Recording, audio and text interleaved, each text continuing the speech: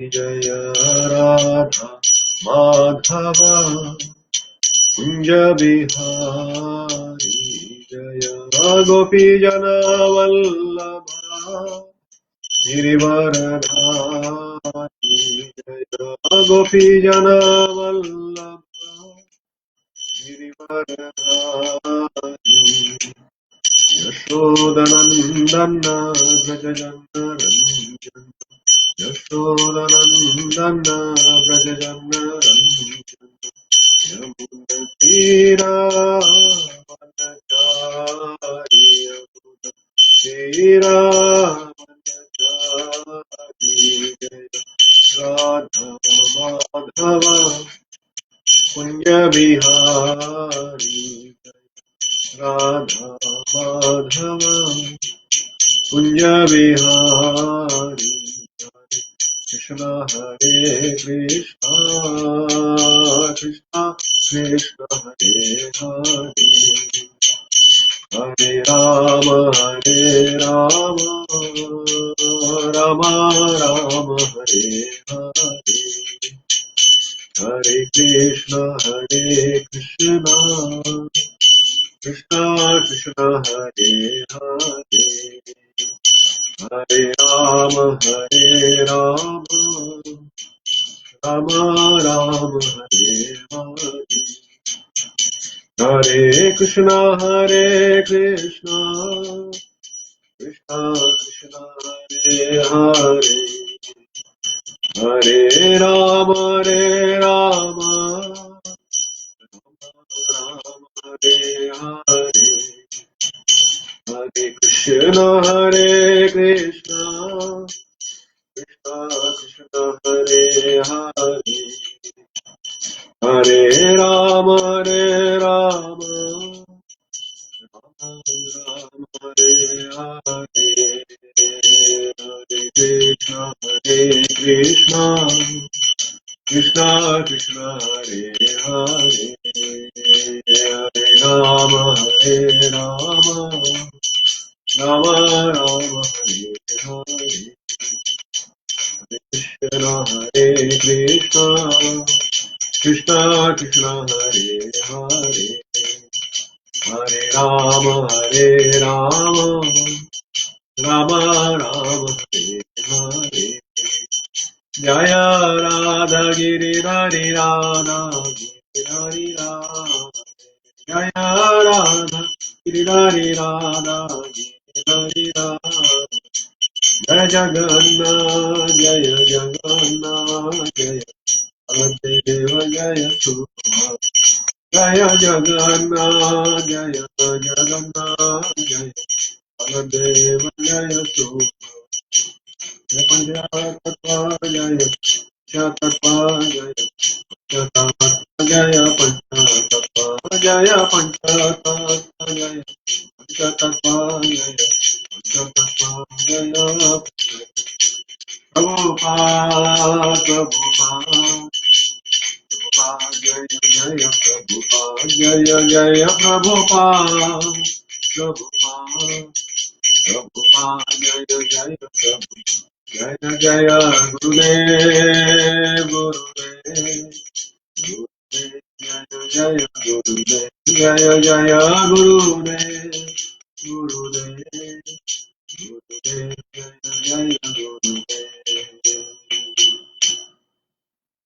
श्रीपाद परमहंस परिव्रजकाचार्य अष्टोत्तर शत श्री ऐसी भक्ति विनाथ स्वामी श्रीला प्रभुपाद की जय अनंत कोटि वैष्णव वृंद की जय नामचारी श्री हरिदास ठाकुर की जय प्रेम से कहो श्री कृष्ण चैतन्य प्रभु नित्यानंद श्री अद्वैत गदाधर श्रीवास आदि गौर भक्त वृंद की जय श्री श्री राधा गिरिधरी भगवान की जय श्री श्री जगन्नाथ बलदेव सुभद्रा मैया की जय श्री श्री गौर निताय की जय निताय गौर प्रेमानंदे हरि हरि बोल all glories to the assembled devotees Hare Krishna all glories to the assembled devotees Hare Krishna all glories to the assembled devotees Hare Krishna all glories to the lotus feet of Sri Guru and Sri Gauranga all glories to Srila Prabhupada all glories to Srila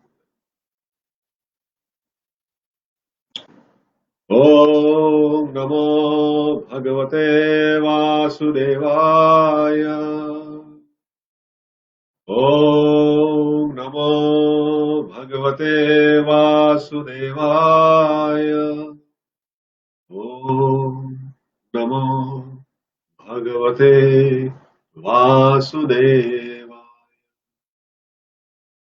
नारायणं नमस्कृत्य नरं चैव नरोत्तमं देवीं सरस्वतीं व्यासं ततो जयम् उदीरयेत्।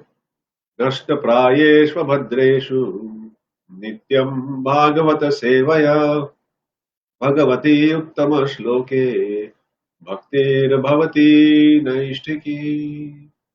Shrimad Bhagavatam ki jai. Hare Krishna and welcome everybody to the morning Bhagavatam class. Due to obviously the circumstances now, we are back to Bhagavatam online, at least on most of the days. But we'll continue pretty much where things were left off earlier. So we are in Canto 3, chapter 29, text 32. Those of you who have the book with you, please do repeat.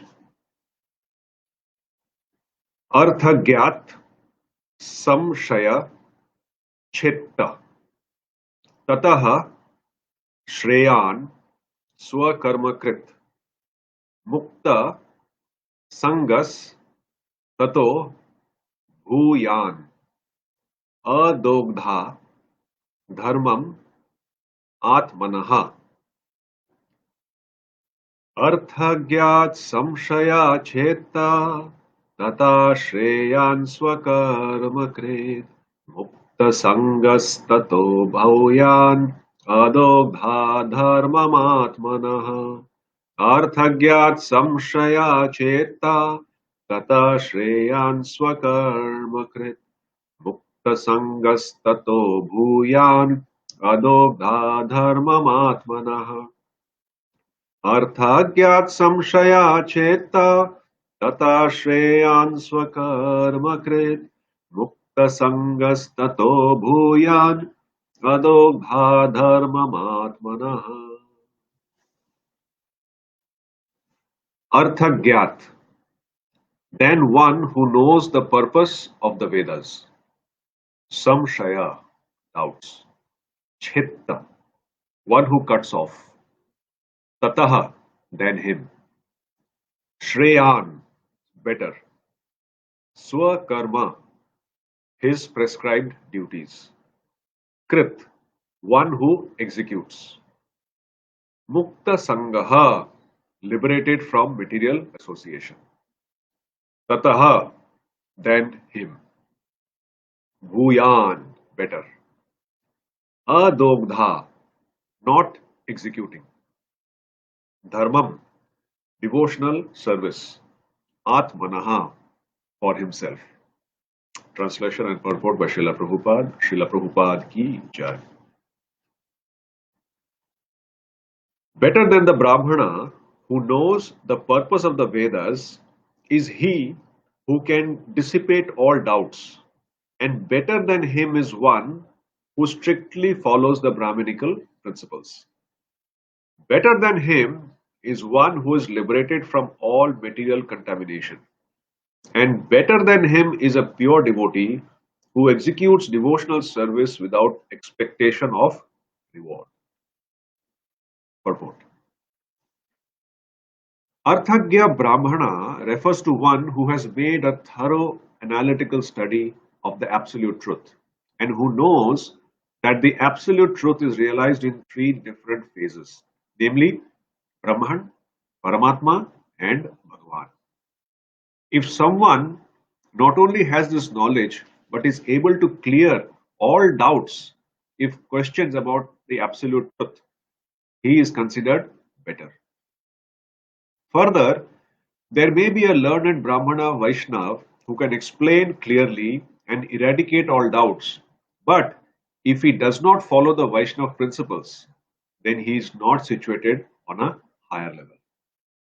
One must be able to clear all doubts and simultaneously be situated in the Brahminical characteristics. Such a person who knows the purpose of the Vedic injunctions can employ the principles laid down in the Vedic literatures, and who teaches his disciples in that way is called an Acharya. The position of an Acharya is that he executes devotional service with no desire for elevation to a higher position of life. The highest perfectional Brahmana is the Vaishnava. A Vaishnava knows the science of the absolute truth but is not able to preach such knowledge to others. He is described as being in the lower stage. One who not only understands the principle of the science of God but can also preach is in the second stage. And one who not only can preach but also sees everything in the absolute truth and the absolute truth in everything is the highest class of Vaishnava. It is mentioned here that a Vaishnava is already a Brahmana. In fact, the highest stage of Brahminical perfection is reached when one becomes a Vaishnava.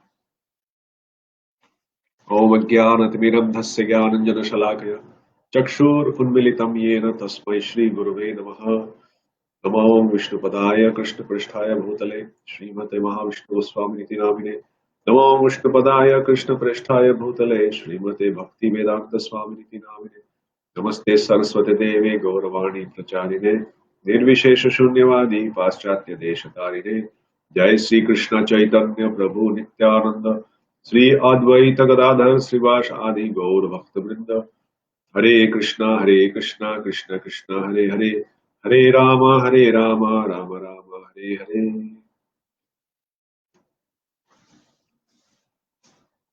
So this whole chapter, as we have seen, chapter 29, is entitled Explanation of Devotional Service. So just to get some bearings, this chapter starts off with Mother Devahuti asking a few questions to her son and the manifestation of Krishna as Kapil Dev.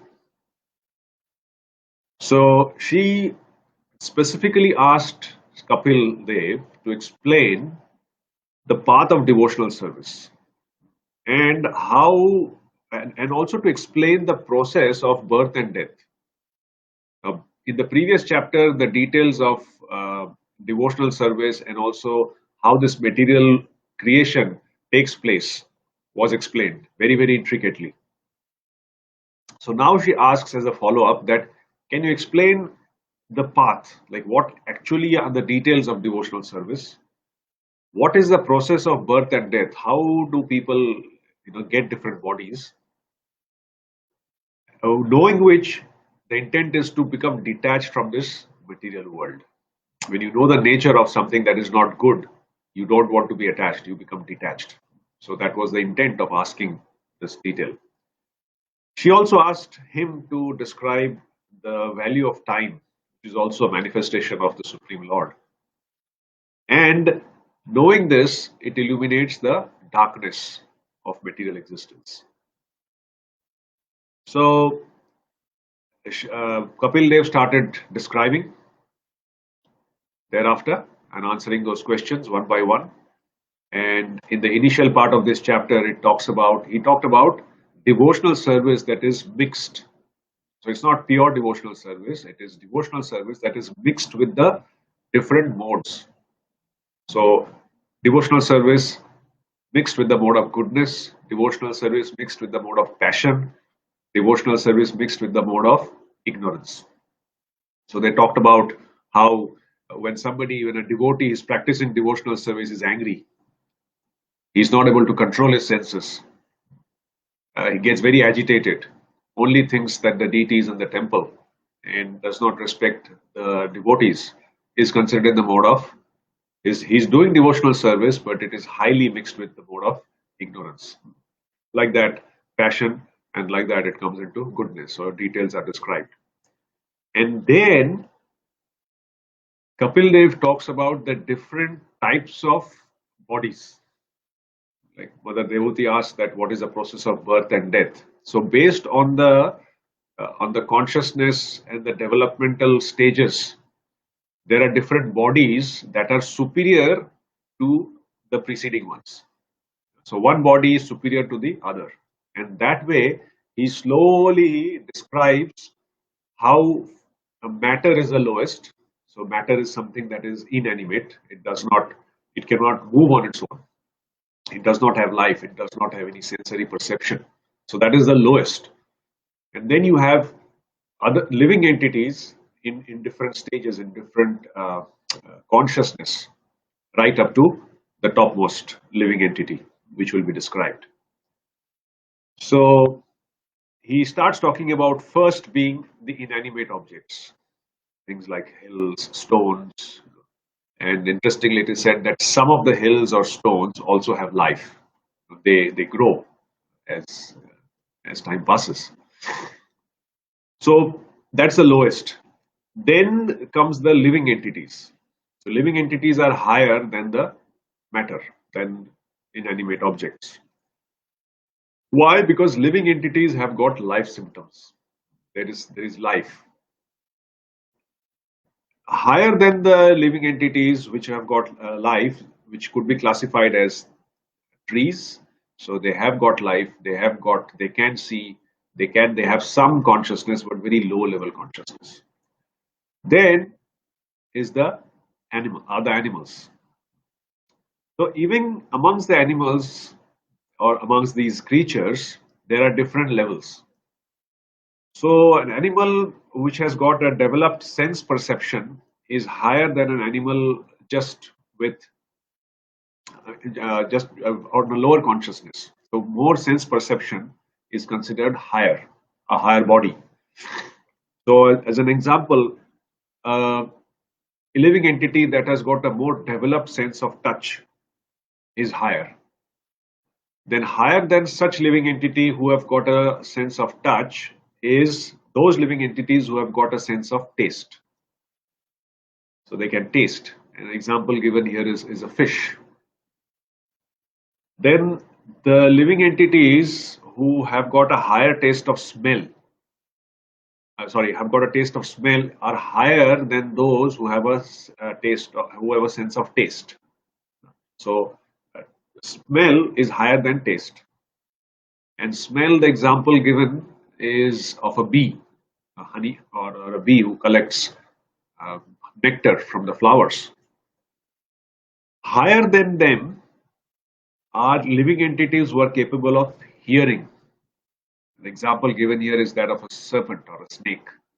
So even in the dark, the snake, just by hearing the frog croaking, can go in that direction and do its job. Higher than them are living entities who can distinguish forms. So, forms from like this form is different than that form. So the example given here is that of a bird, body of a bird. Then higher than them are living entities who have got teeth. And amongst them, higher than them are creatures that have got many legs, multiple legs. Higher than them are quadruples. So animals or creatures who've got 4 legs, who are on 4 legs, like obviously different levels of animals. And beyond the quadrupeds are the bipeds, which is the human beings. So even amongst human beings, those human beings who live in a society that is based on quality and work. So there are certain rules, regulations governing that society. They are considered higher than just human beings who just exist. Then in such a society which is regulated, which has got its own regulations that people follow willingly, the brahmanas in such a society are considered to be higher than the others. They are considered the most intelligent, the guides of all the other human beings. Higher than such brahmanas, just being a brahmana, are those who study the Vedas.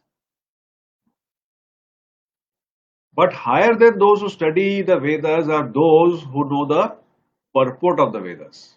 Studying is one thing, and knowing the importance and understanding the why is another thing. So those people who understand the purport and the why, they are considered higher than those who just know the Vedas. And then in this verse, the rest of the chain continues. So what I described right now are the previous verses, which has brought us to text 32. So in 32, Shukadev Goswami is saying that higher than a Brahmana who knows the purport of the Vedas is who? And higher than him is who. Like that, he continues. And this particular verse 32 is kind of a conclusion of that chain of who is the highest. So in one way, this is a conclusive verse in this particular section within the chapter. So he says that better than the Brahmana who knows the purpose of the Vedas is he who can dissipate all doubts. See, one thing is to know the Vedas. Second thing is to know the purpose of the Vedas. So somebody might know the purpose, but it is another thing to explain it easily in a simple manner to somebody else.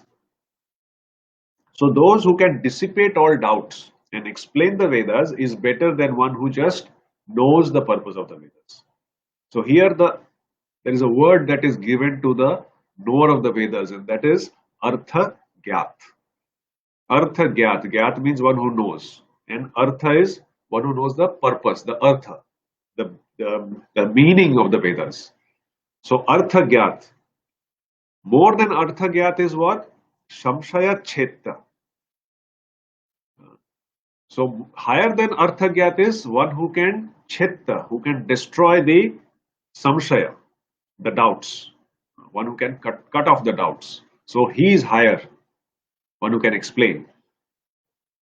And a person who clears the doubts, who explains, is in simple terms referred to as a preacher, a person who understands, who follows, and who actually communicates that message to others. So one who clears others' doubts, especially in this age of uncertainties and people being confused with a bombardment of information, assimilating the purport of the scriptures and explaining to people at large or in general about the importance of these instructions in the scriptures and how relevant they are in our day-to-day life is extremely important. And Prabhupada describes this as the highest welfare activity that one can do. So this is the position of the preacher, and that's why he's higher than somebody who actually just knows the information. Then it is said, so Arthagyat Samshaya Chetta. Samshaya Chetta is higher than Arthagyat. Okay. Then Tata Shreyan Swakarma Krit. Higher than somebody who does Samshaya Chetta or cuts the doubts is who one person who engages in Swakarma Krit. Means what? One who actually follows the principles. So Swakarma. Now people might know the Vedas, they might study the Vedas, they might be able to explain the Vedas. But the point is, are they able to follow it? And that's why Prabhupada specifically, he instructed all his disciples and followers that whatever information we get, whatever understanding we get from the Bhagavad Gita, first we must follow. We must follow the process, we must follow the principles. And then we can give this information out to people at large with our different preaching programs. So it is one thing to preach, it is another thing to follow. And in current society, we see there are a lot of professional preachers who talk about various aspects of the Lord, and people, they flock in large numbers to hear them. But we often find that apart from their preaching programs or their big pravachans, when they are not doing this activity, they are engaged in a lot of other so-called nonsensical activities. And people get very disillusioned that this person is preaching something but is not following them. He is doing something completely opposite, something more abominable than what a common person would do even in today's society. So people in general, they get very disillusioned. They don't know whether he is genuine or not. So here in Bhagavatam, that's why Shukadeva Goswami says it is one thing to preach, it's another thing to follow. So a person who follows and preaches is higher than somebody who just preaches. Then Mukta Sangas Tato Bhuyan.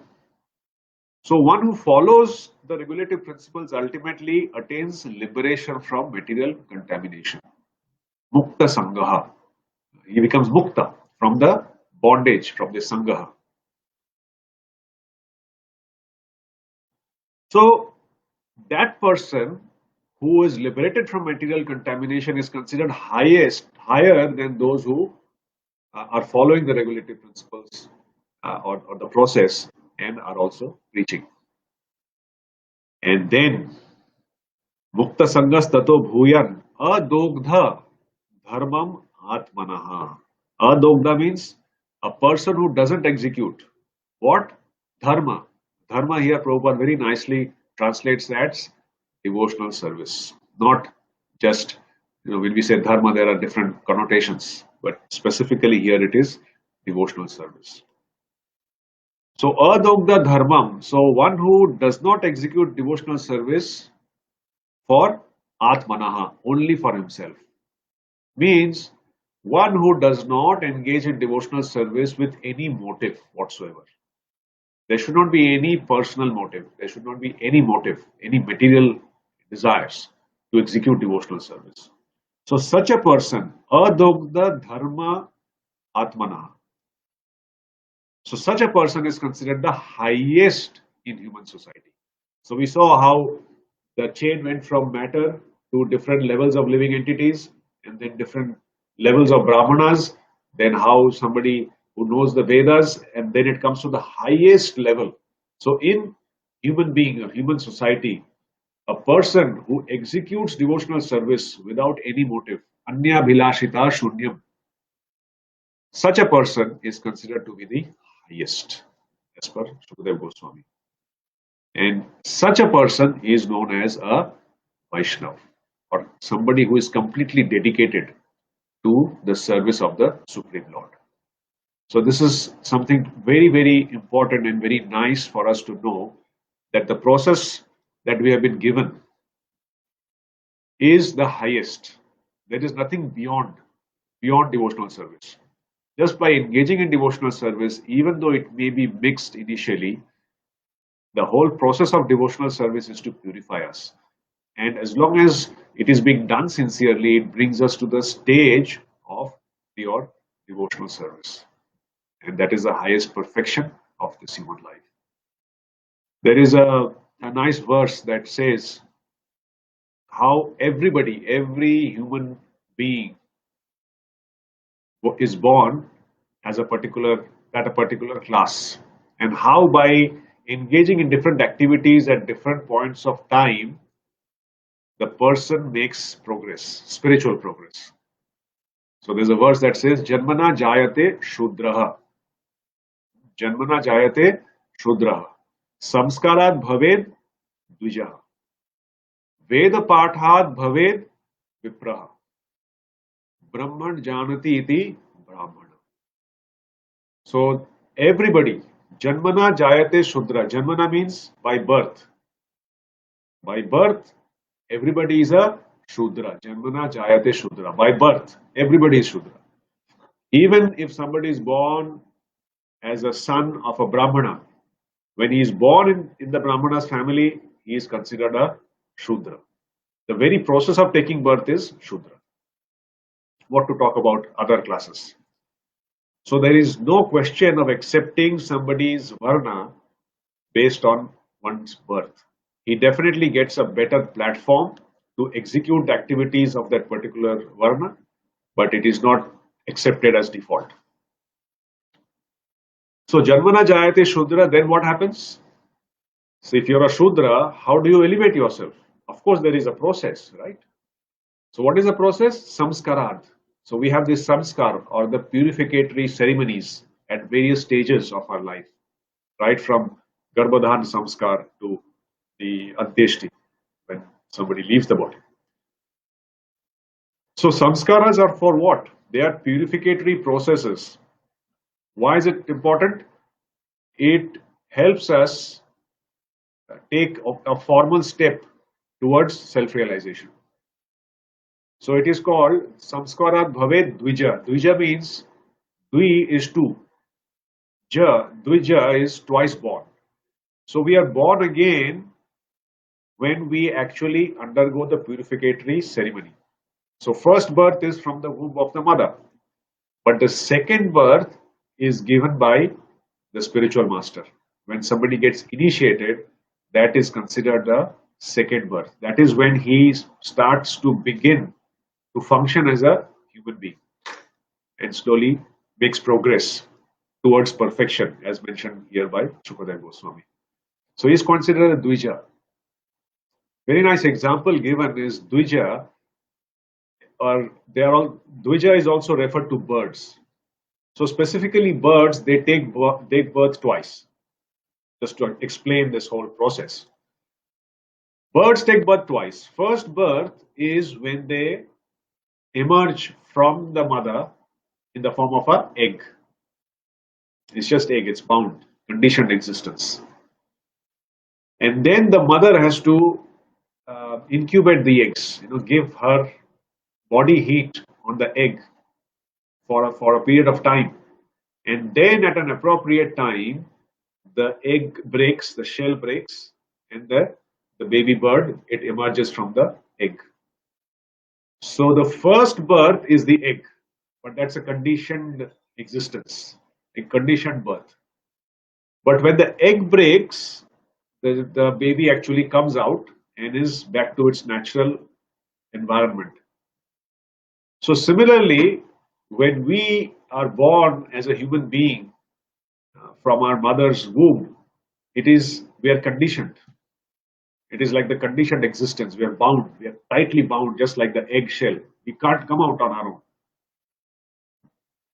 So we need the warmth, just like the warmth of the mother bird. We need the mercy of a spiritual master, a bona fide spiritual master who can give us his mercy. Just like the mother bird gives the heat to the egg, the spiritual master bestows his mercy on the conditioned human being. And as a result of that mercy, and by practicing what the spiritual master has instructed, the living entity, the human being, he actually breaks open or tries to break open this egg of material existence and slowly emerges and gains or recollects his actual spiritual identity. Slowly, there's a process for that. So that's why this purificatory process, more so the process of initiation, is considered to be a dvija. That's the second. Third is Veda Pathat Bhaved Vipraha. So somebody who becomes a dvija and starts following the process, he becomes eligible to study the Vedas. Veda Pathat. Pathat means one who is eligible to study. So when somebody starts studying the Vedas, he is called a Vipra. Like we'll see in Krishna book, Prabhupada refers Sudama as Sudama Vipra. So he is somebody who is expert in the knowledge of the Vedas. And then the last one is Brahman Janati Iti Brahmana. So Vipra is somebody who knows the Vedas, who studied the Vedas. But somebody higher than him is a Brahmana. And who is a Brahmana? Brahmana is one who understands the supreme absolute truth. The whole purpose of the Vedas is to understand the supreme absolute truth and move towards the path of self-realization and engage in devotional service of the Lord. So these four elements, right from being a Shudra to a Dvija to a Vipra and to a Brahmana, they are different levels of spiritual progress. And that is facilitated when we come across a bona fide spiritual master. So this process needs training. This process of progressing from where we start when we are born needs needs training that has to be done by following certain regulations as given in the scriptures. We cannot manufacture them. So somebody might say, okay, what's the difference between a Brahmana and a Vaishnava? Obviously, there is a very nice book by Bhakti Siddhanta Goswami Thakur, where he specifically talks about the difference, Vaishnav K. But just in summary, if you look at it, the Brahmana is somebody who is on the highest platform within the modes. So he's in the mode of goodness. In chapter 17 and chapter 18, we understand that Brahmanas have got certain qualities.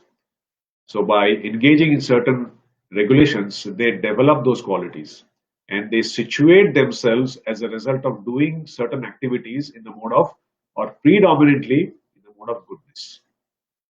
So within this material world, they are considered the highest. But they are still bound in this material world. They are still bound by the mode of goodness. Whereas Vaishnava is somebody who is performing activities not of this material world. He is situated in the material world, just like a Brahmana, but he is engaging in activities that are divya, that are transcendental. So he's not bound by the modes, meaning he does not get any reaction for the actions that he does in devotional service. So that is the first point of difference. Then a Brahmana, he may engage in devotional service. But such engagement of devotional service is mixed by the modes, as we discussed earlier today.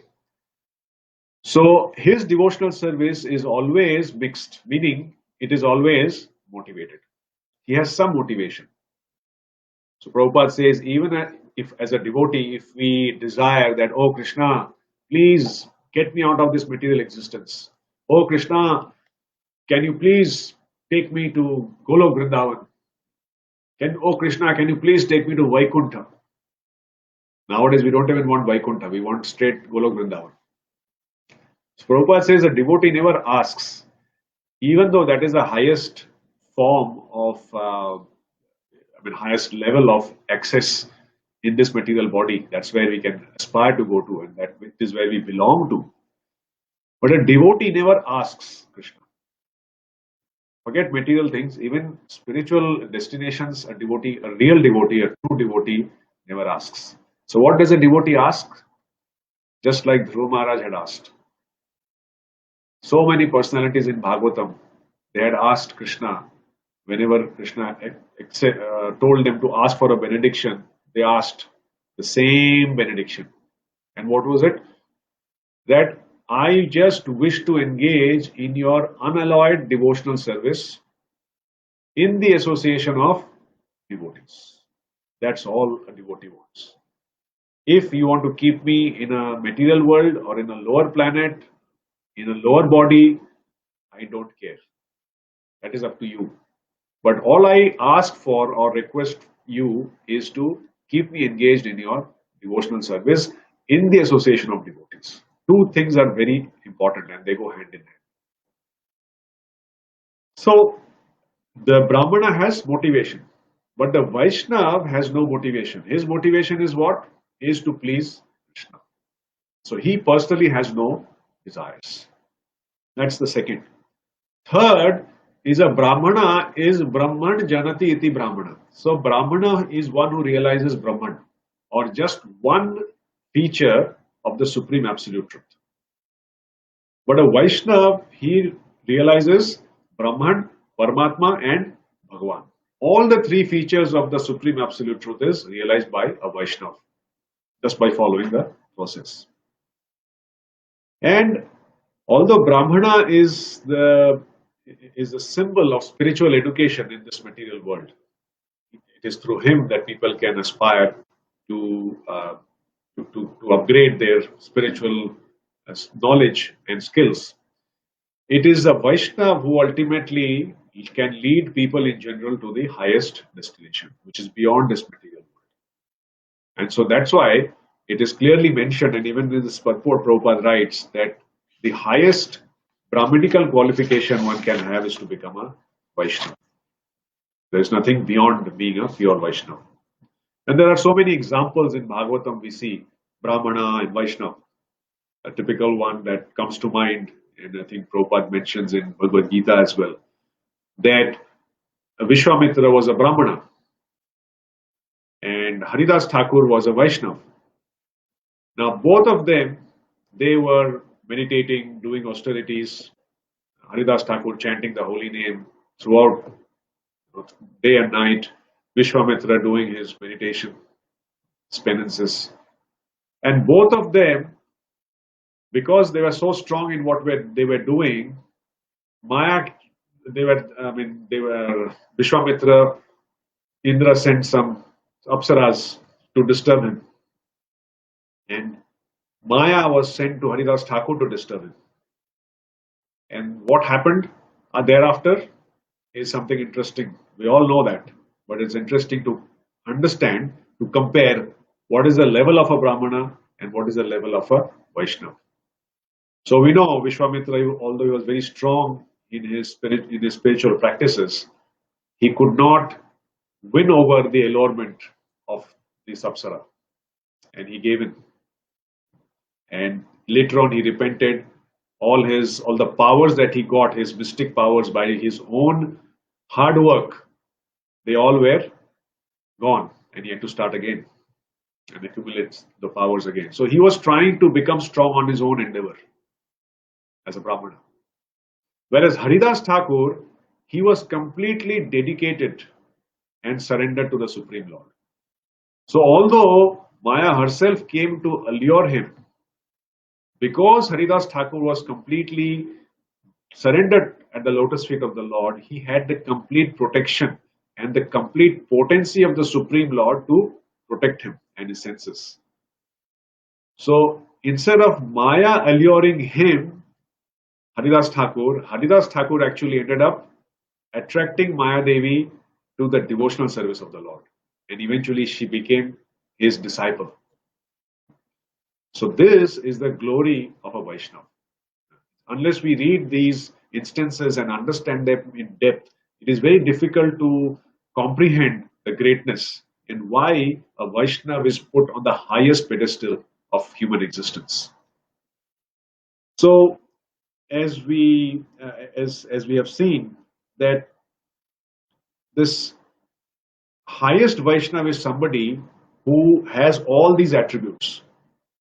He is liberated from material contamination. He follows the principles absolutely 100%. He is the one who preaches to others. He is the one who understands the purpose of the Vedas, and he is the one who knows the Vedas.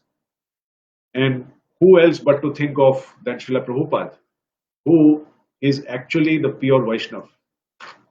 Adogdha. That last sentence of this verse, it says, Adogdha dharmam atmanaha. So one who has no motivation to perform devotional service. And Srila Prabhupada was one such personality. We nicely had a Vyas Puja yesterday in his honor. And it is very nice to meditate that it is because of him and because of his unmotivated, selfless devotional service in spreading the message of the glories of the Lord to people at large, that we are able to connect with this supreme message, this supreme knowledge, and better our own lives. Imagine how we would have felt in the current situation when we are going through another level of lockdown if we didn't have this knowledge. If we didn't have this information in how we should lead our life, how we should look at things in a broader perspective and engage our mind and intelligence in understanding these subject matters. By default, our mind would have gone to this current situation. And everybody, if you see all around us, they are all agitated. Even devotees, obviously, they get very agitated. I mean, imagine just one day before the Janmashtami, as devotees were decorating in the temple, at 10 o'clock at night, when we were towards some people finished part of decoration, some people were still going on. You suddenly get the news that from tomorrow there's lockdown. The whole Janmashtami festival is cancelled. How do you feel? Devotees feel absolutely shattering. So yes, they were disturbed. Yes, they felt bad. Yes, they felt really miserable. But the fact is, because we have got this knowledge, this purport of the Vedas, this purport of the scriptures given to us by a pure devotee like Srila Prabhupada, it gives us the strength to understand the situation, to take things in our stride and refocus on what is our ultimate activity. And that is to engage in devotional service of the Lord. Yena kena prakarena. Somehow or the other, if we cannot have direct classes on the temple, we have online classes. But somehow or the other, everybody, every devotee in Auckland at least, or all over the world, is connected to Bhagavad. And that is the greatness of what Prabhupada has given us. We cannot ever express our gratitude in an appropriate way for what he has done for all of us. So this Krishna conscious movement that Prabhupada has given us is actually, it's very nicely explained in the purport to chapter 17. I think it's text 23. In the purport, Prabhupada writes that Krishna consciousness is the scientific execution of transcendental activities. I'll repeat that. It's the scientific execution of transcendental activities. Why? To return back to Godhead or to engage in Krishna's service eternally.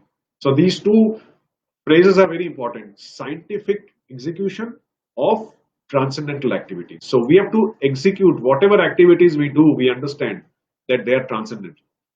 But we have to execute them scientifically, means follow the process by the spiritual scientists, by the spiritual masters in Parampara.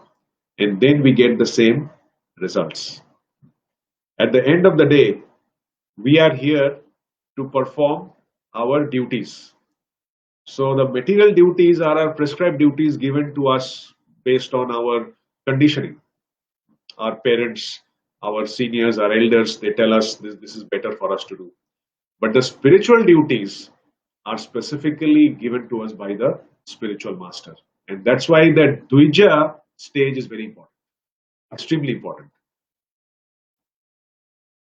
To sum up who's a Vaishnava or who's an ultimate Vaishnava, there are very nice verses in Chaitanya Charitamrita of how a Vaishnava or an Acharya is actually doing the highest welfare activities.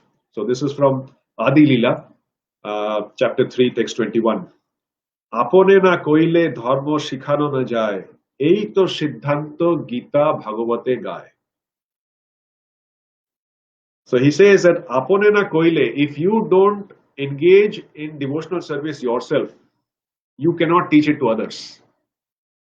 This is the Siddhanta, this is the conclusion of Gita, Srimad Bhagavad Gita and Srimad Bhagavatam. Further he says, Aponi koribu bhakti bhav ongi kare, aponi achari bhakti shikhaibu shabare. So Chaitanya Mahaprabhu says that I personally will come and teach the process of bhakti to people at large. And I will inaugurate Bhakti Bhav, this whole movement of bhakti or pure devotional service to the Supreme Lord. Jugadharma pravartainu nama sankirtan chari bhav bhakti diya nachaimu bhuvan. So Yugadharma pravartainu, Mahaprabhu is saying, I will personally inaugurate the Yugadharma, which is Sankirtan, Nam Sankirtan. Chari bhav bhakti diya nachaimu bhuvan. And by spreading this Sankirtan movement, I will make the whole universe dance in ecstasy, sing and dance in ecstasy. So that is the mood of Chaitanya Mahaprabhu. And that is the mood that Prabhupada brought right across the whole globe and gave us that Nam Sankirtan, the Yugadharma, and gave us the process by which we can come and attain to the highest level of this human existence, and that is to become a pure Vaishnava. So just by following the instructions of Prabhupada, we can become a Vaishnava. To conclude, there's a very nice verse in the same canto in Bhagavatam 25:21. It's one of my favorite verses. And that actually says what is the ornamentation of a Vaishnav. So the Vaishnav is very beautiful. He is extremely well decorated. How is he well decorated? With these elements. Titikshava karunikaha, surida sarvadehinam, ajata shatrava shantaha, sadhava sadhu bhushanaha. So he's got these qualities. Let's count. Titikshava, karunakaha. So he's got tolerance, titiksha. So karunikaha, surida sarvadehinam. He's merciful and he's friendly to all sarva dehinam, all living entities, all dehadharis. He's a suridam. He's a well-wisher. Ajata shatravaha. Ajata shatra. So he doesn't have any shatru. He has no enemies.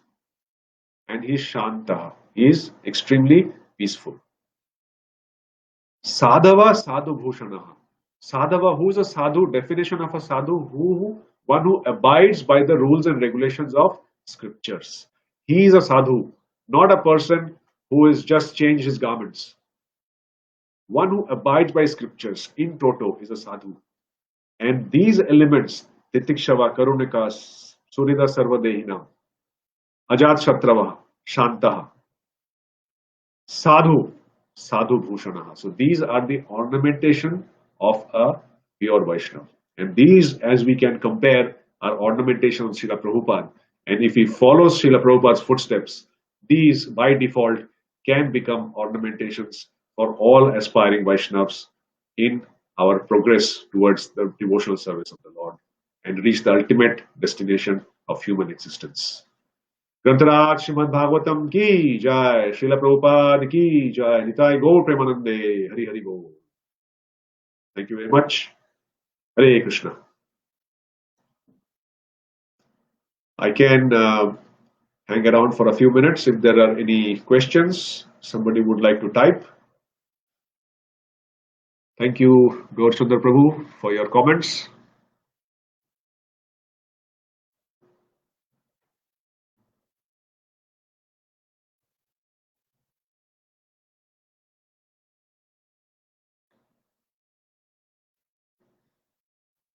Nothing coming so far, so we will conclude here today. Hope you have a nice day and a good weekend.